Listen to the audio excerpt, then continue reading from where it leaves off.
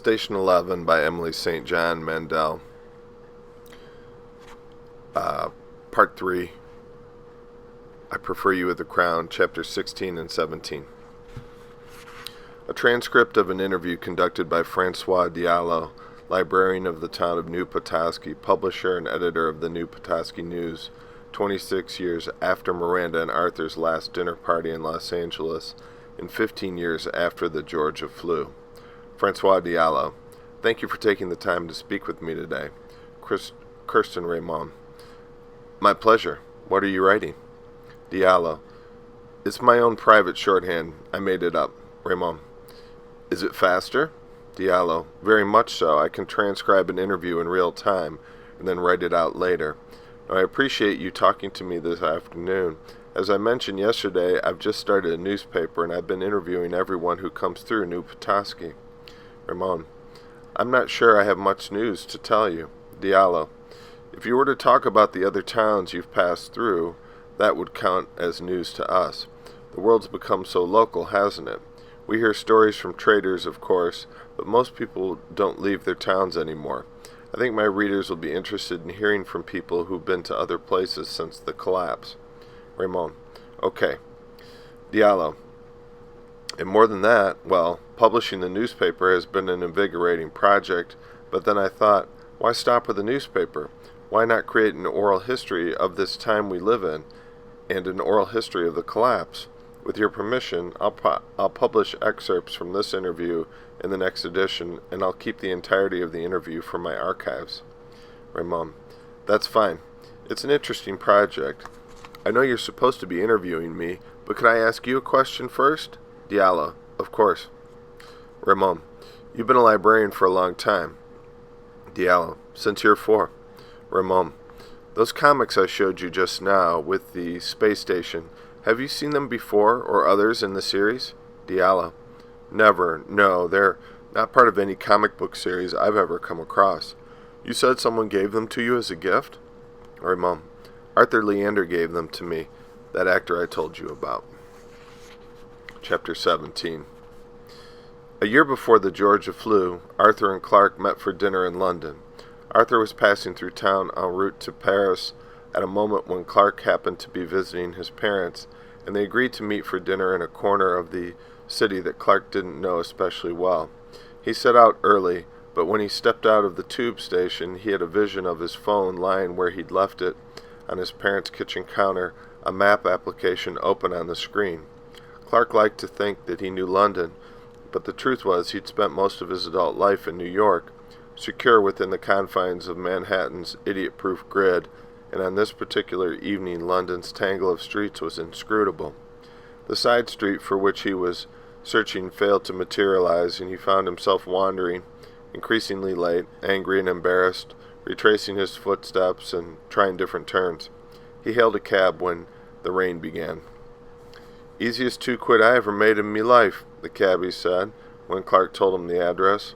The cabbie performed 2 left turns in rapid succession, and they were at the restaurant, on a side street that Clark could have sworn hadn't been there when he'd passed it 10 minutes ago. Of course, the cabbie said, you don't know where you're going unless you know where you're going. And when Clark went in, Arthur was waiting, caught under a beam of track lighting in a booth at the back. There had been a time when Arthur would have faced the dining room of a restaurant, long periods when the only way to eat a meal in peace was to sit with his back to the room and hope no one would recognize his hunched shoulders and expensive haircut from behind. But now, Clark realized, Arthur wanted to be seen. Dr. Thompson, Arthur said. Mr. Leander. The disorientation of meeting one's sagging contemporaries, memories of a younger face crashing into the reality of jowls, under-eye pouches, unexpected lines, and then the terrible realization that one probably looks just as old as they do. Do you remember when you were young and gorgeous? Clark wanted to ask. Do you remember when everything seemed limitless? Do you remember when it seemed impossible that you'd get famous and I'd get a PhD? But instead of saying any of this, he wished his friend a happy birthday. You remembered. Of course, Clark said. That's the one thing I like about birthdays. They stay in one place. Same spot on the calendar, year in, year out. But the years keep going faster, have you noticed? They settled into the business of ordering drinks and appetizers, and all Clark could think of as they talked was whether or not Arthur had noticed that a couple at a nearby table was looking at him and whispering.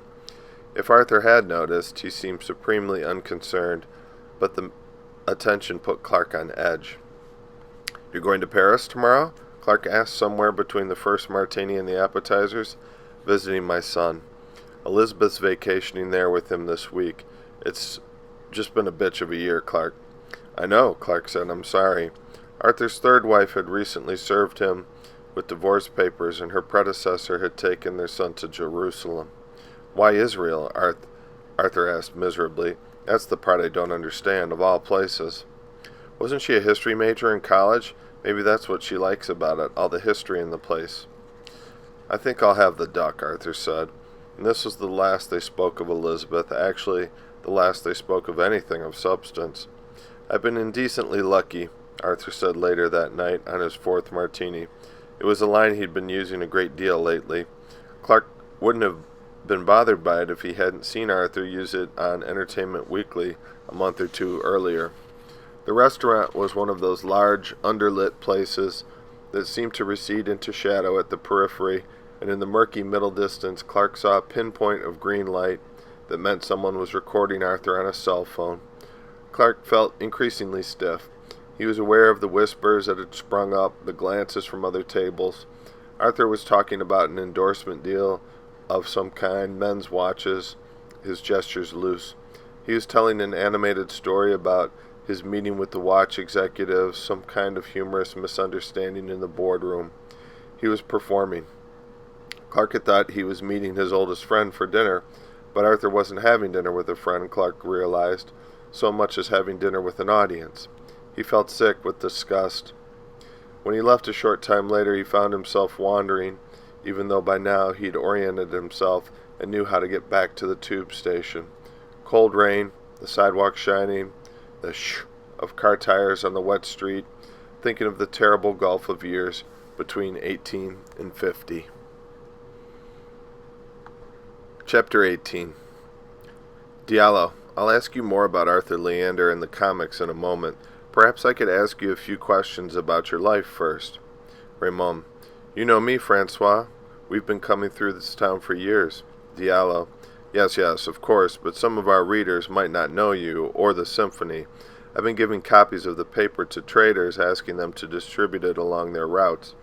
You've been acting since you were very young, isn't that right? Raymond, very young. I was in a commercial when I was 3. Do you remember commercials? Diallo, I do, regrettably. What were you selling? Raymond, I don't actually remember the thing itself, the commercial, but I remember my brother telling me it was for arrowroot biscuits. Diallo, I remember those too. What came after the biscuits? Raymond, I actually don't remember, but my brother told me a little. He said I did more commercials, and when I was 6 or 7, I had a reoccurring role on a televised show. Diallo, do you remember which show? Raymond, I wish I did. I can't remember anything about it. I think I've mentioned before. I have some problems with memory. I can't remember very much from before the collapse. It's not uncommon among people who were children when it happened. And the symphony? You've been with them for a while, haven't you? Raymond, since I was 14. Diallo, where did they find you? Raymond, Ohio, the town where we ended up after we left Toronto, my brother and I, and then after he died, I was there by myself. Diallo, I didn't know they went that far south. Raymond, they only went down there once. It was a failed experiment. They wanted to expand the territory, so that spring they followed the Maumee River down past the ruins of Toledo, and then the Auglaize River into Ohio, and they eventually walked into the town where I lived. Diallo, why did you say it was a failed experiment? Raymond, I'll always be grateful that they passed through my town, but the expedition was a disaster for them. By the time they reached Ohio, they'd lost an actor to some illness on the road, something that looked like malaria, and they got shot at 3 times in various places. One of the flautists got hit and almost died of a gunshot wound. the symphony never left their usual territory again. Diallo, it seems like a very dangerous life. Raymond, no, that was years ago. It's much less dangerous than it used to be. Diallo, the other towns you passed through, are they very different from here? Raymond, the places we return to more than once aren't dissimilar to here. Some places you pass through once and never return, because you can tell something's very wrong. Everyone's afraid, or it seems like some people have enough to eat and other people are starving. Or you see pregnant 11-year-olds, and you know the place is either lawless or in the grip of something, a cult of some kind. There are towns that are perfectly reasonable, logical systems of governance and such, and then you pass through 2 years later and they've slid into disarray. All towns have their own traditions. There are towns like this one, where you're interested in the past. You've got a library. Diallo, the more we know about the former world, the better we'll understand what happened when it fell. Raymond, but everyone knows what happened. The new strain of swine flu, and then the flights out of Moscow, those planes full of patient zeros. Diallo, nonetheless, I believe in understanding history. Raymond, fair enough. Some towns, as I was saying, some towns are like this one, where they want you to talk about what happened, about the past. Other towns, discussion of the past is discouraged. We went to a place where the children didn't know the world had ever been different, although you'd think all the rusted-out automobiles and telephone wires would give them a clue. Some towns are easier to visit than others. Some places have elected mayors, or they're run by elected committees. Sometimes a cult takes over, and those towns are the most dangerous. In what sense? Raymond, in the sense that they're unpredictable. You can't argue with them because they live by an entirely different logic. You come to a town where everyone's dressed all in white, for example. I'm thinking of a town we visited just outside our usual territory, north of Kirsten, and when they tell you that they were saved by the Georgia flu and survived the collapse because they're superior people and free from sin, and what can you say to that? It isn't logical. You can't argue with it. You just remember your own lost family and either want to cry or harbor murderous thoughts.